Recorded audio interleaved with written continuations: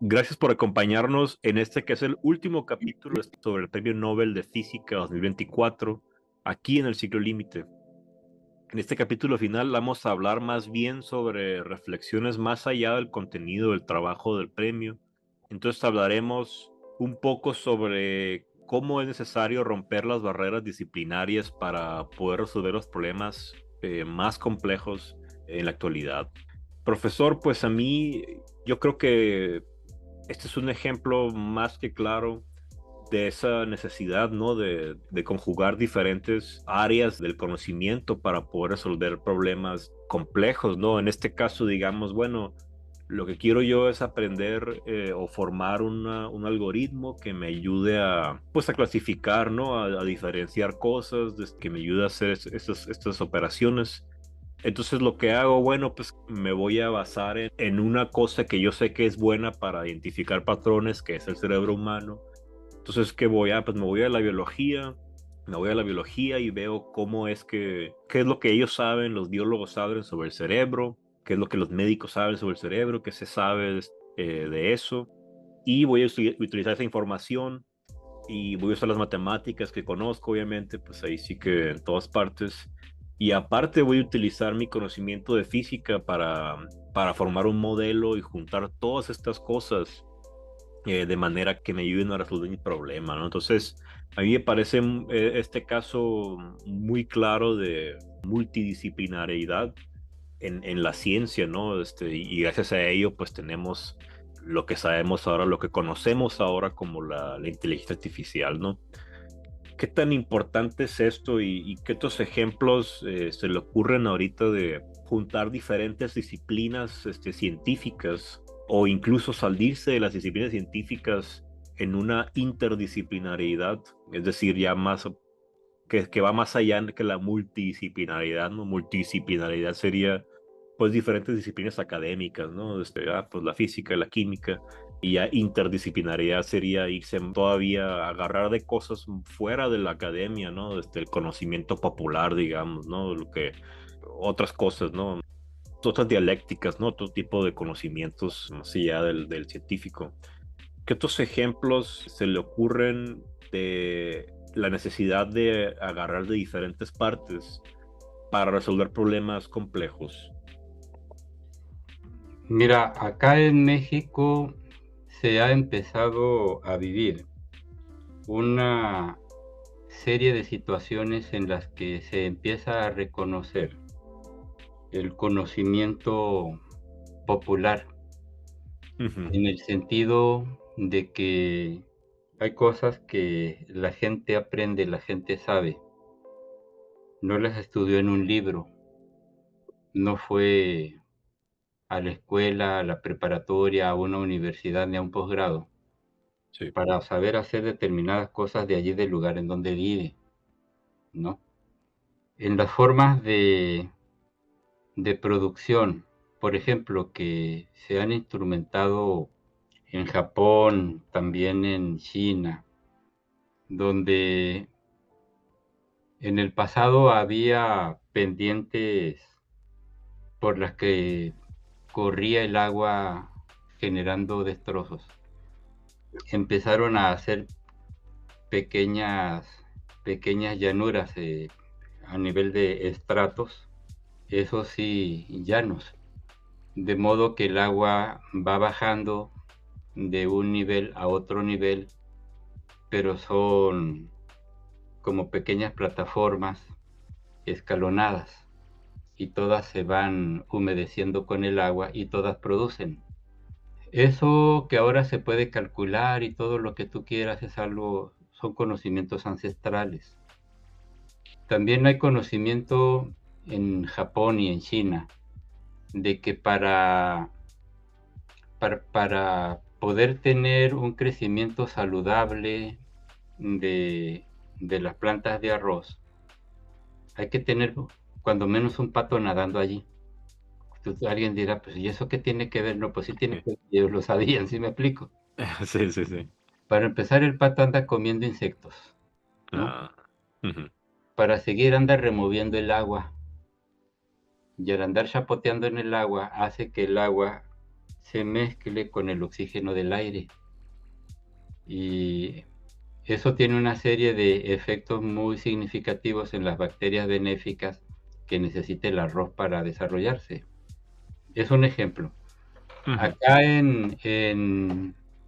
en la península de la Baja California, se ha podido aprender que la forma de vivir en contacto con tu naturaleza y sin agredirla, pues era la que usaban las etnias originales, los pueblos originales, que ya ves cómo decían, no, pues eran nómadas.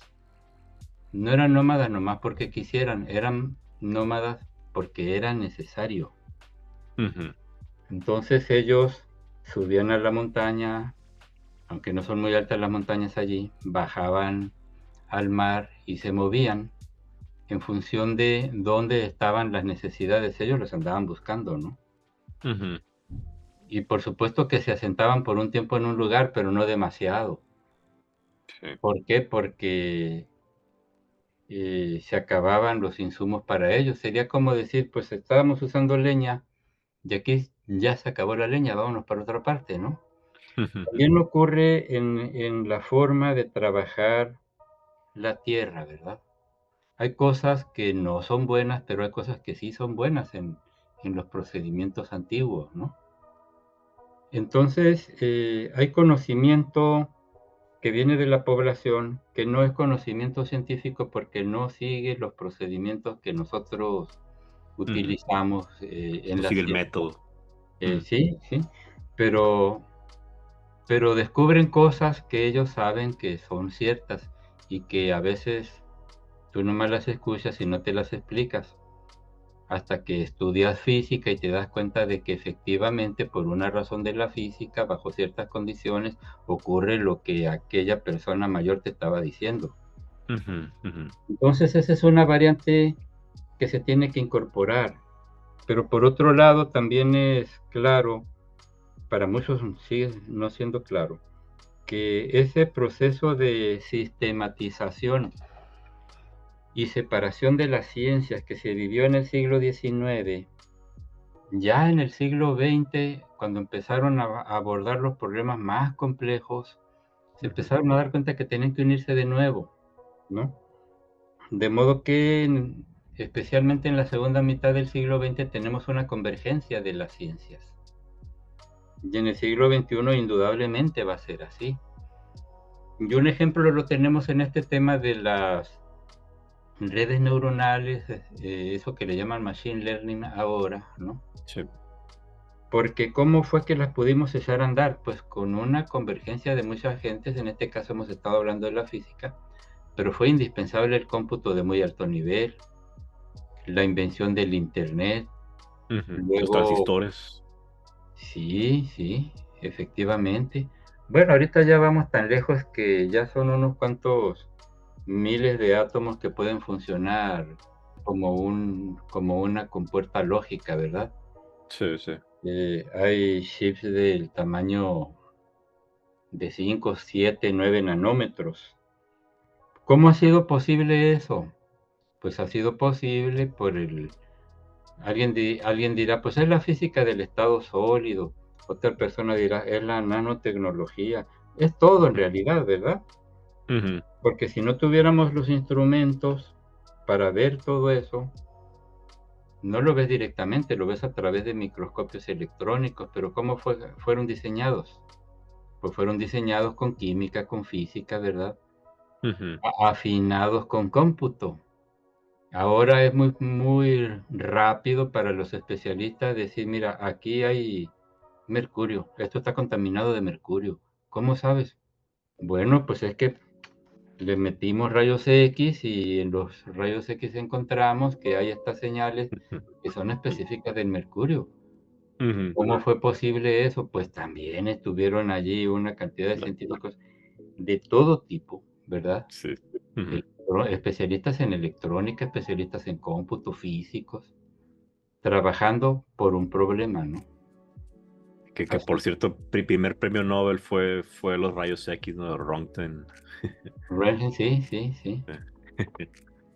que Ah, generó luego un odio y un sentimiento en Philip Lennart, del que no se recuperó nunca, ¿no? ¿Quién es ese? Lennart tenía en los años 1890 mejores tubos catódicos que los que tenía Thomson, por ejemplo, o Röntgen, Mm, por ejemplo, ¿no? Sin embargo, pues sí obtuvo observaciones muy buenas, pero no obtuvo la calidad de las conclusiones que los otros se obtuvieron, ¿verdad? Y luego tenemos, ya que estamos en esa etapa de la historia, resulta que los rayos X son útiles para ver mediante difracción moléculas. Se empiezan a dar cuenta que efectivamente las moléculas están formadas de cierta manera, con ciertas estructuras geométricas, usando los rayos X, usando la difracción, ¿verdad? ¿Y ujú. quiénes estuvieron allí? Pues Max von Laue, ¿no? En especial, un físico, ¿no? Sí, Todo el sí, sí. mundo habla de Bragg y de su hijo, ¿verdad? Pero la matemática la puso Max von Laue, lo que son las cosas, ¿no? Ah, Menos famoso. sí es conocido, ¿no? Sí me suena a mí el Von Laue. Sí, pero lo que se menciona son los planos de Bragg y el trabajo Ajá. de Bragg. Eso sí. Sí. Yo agregaría una última cosa.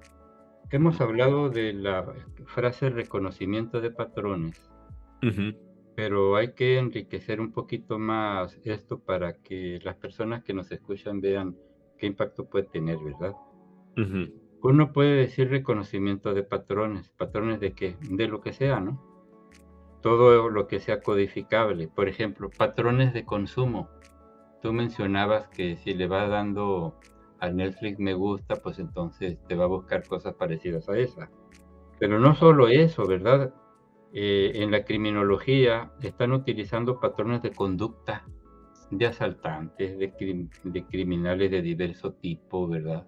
¿Por qué? Porque tienden a entrar en formas específicamente gente como los asesinos seriales que por la Ujú. magnitud del crimen se le presta atención para tratar de detener Sí. esa serie de hechos, pues se estudian conductas, patrones de conducta, y entonces allí las redes neuronales o machine learning, como le quieran llamar, Ujú. juegan un papel, ¿verdad? Lo que tú decías, tus gustos, ¿qué te vendo? ¿No? ¿A Ahí hay dónde una, ¿A dónde te estás metiendo a consultar qué cosas para ofrecértelas en venta? ajá. Ahí hay una cosa muy interesante y yo creo que vale mucho la pena detenerse aquí en ese ejemplo de los asesinos seriales. Y yo creo que aquí va a ser uno de los problemas grandes y que ya existen, ¿no? Ya se presentan esos problemas en la realidad. Hay un libro que leí muy interesante que se lo recomiendo a todos quienes están aquí. Es muy accesible. ¿Cómo se llama? Bueno, en inglés se llama Weapons of Math Destruction. Sí, en español el libro se llama Armas de Destrucción Matemática. El objetivo del libro es esta utilización de algoritmos de diferentes tipos, aunque no sean de machine learning, que no sean inteligencia artificial, para tomar decisiones. Y aquí en este caso me parece importante detenerse y ver uno de los ejemplos que ella utiliza, que Katy, no sé cómo se llama, Katy O'Brien creo que se llama, como ejemplo, ¿no? Y dice, es tal ciudad en Estados Unidos utilizó este programa para identificar, para prever dónde va a haber crimen en la ciudad, ¿no? Y entonces dice, pues qué suave, ¿no? Qué suave que haya un programa para hacer eso y que llegue la policía antes de que se comience el crimen, porque los patrones, los días y las horas y quién sabe qué más otro parámetro tenga para analizar. Uno pensaría así de buenas a primeras, pues que sabe que exista algo así y así ya no va a haber crimen, ¿no? Pero ¿qué se esconde detrás, no? Y aquí es donde hay que ser crítico con los resultados y con los alcances que tenga esta tecnología. Y dice, ¿cuál es el problema? Dice, resulta que, digamos que en uno de los apartados era, pues identificar cuando alguien trae marihuana, ¿no? O alguna otra droga ilegal en su momento en una persona. Entonces dice, pues la gente de esta zona, el programa te va a decir, la gente de esta zona tiene una muy alta probabilidad de que posean, ¿no? Algo ilegal encima de ellas y que hay que revisarlas. Y la gente de esa otra zona, pues no. Entonces, ¿qué pasa? Pues resulta que hubo un pico, ¿no? Un incremento en la cantidad de afroamericanos que eran detenidos por este software.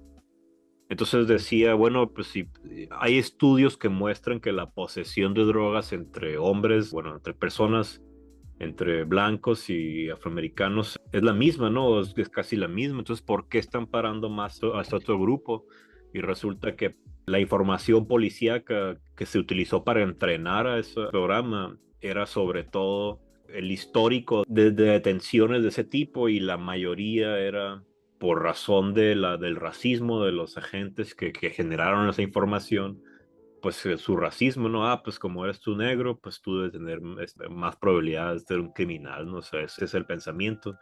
Entonces, eso se reproduce en los patrones, ¿no? Entonces, lo que te entrega el programa, no hay que pensar que estas cosas son libres, ¿no? Y creo que ahí entra también lo que mencionaba sobre, pues, la empatía, ¿no? O sea, eso no lo va a poder reproducir una red neuronal artificial.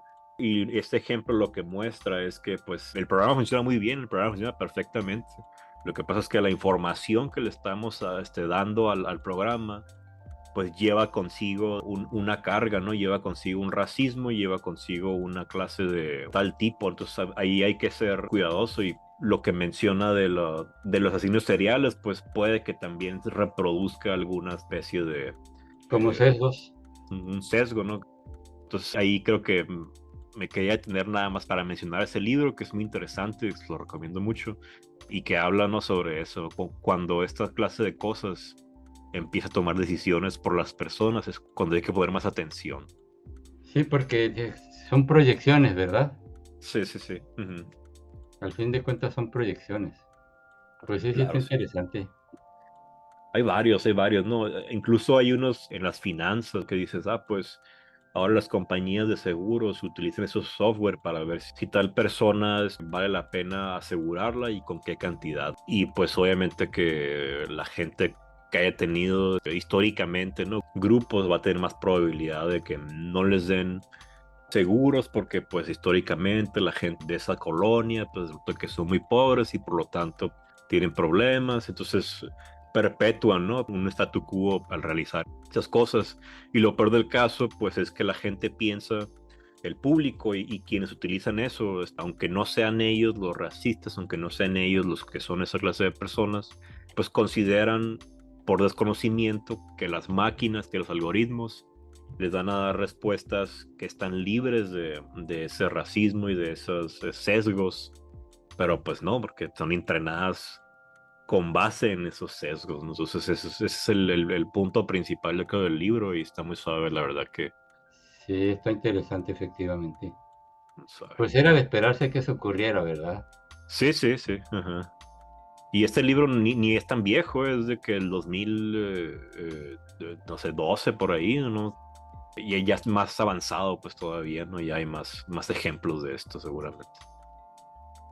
Sí hay cosas más de las cuales discutir, y de hecho, pues tengo pensado yo muchas ideas sobre otros temas, como por ejemplo lo que mencionaba el Big Bang, que se me hace muy interesante. Entre otras cosas, ¿no? Tengo una lista ahí de cosas de qué hablar. Ojalá que pueda acompañar a usted y también las personas que nos escuchan a reflexionar sobre estas cosas. Y si quieren seguir escuchando lo que tengamos que decir, síganos, déjenos un comentario, aquí lo leemos. Y muchas gracias por acompañarnos durante toda esta serie, profesor, y también al público. Esperemos que pronto podamos compartirles otras ideas, y hasta el próximo ciclo.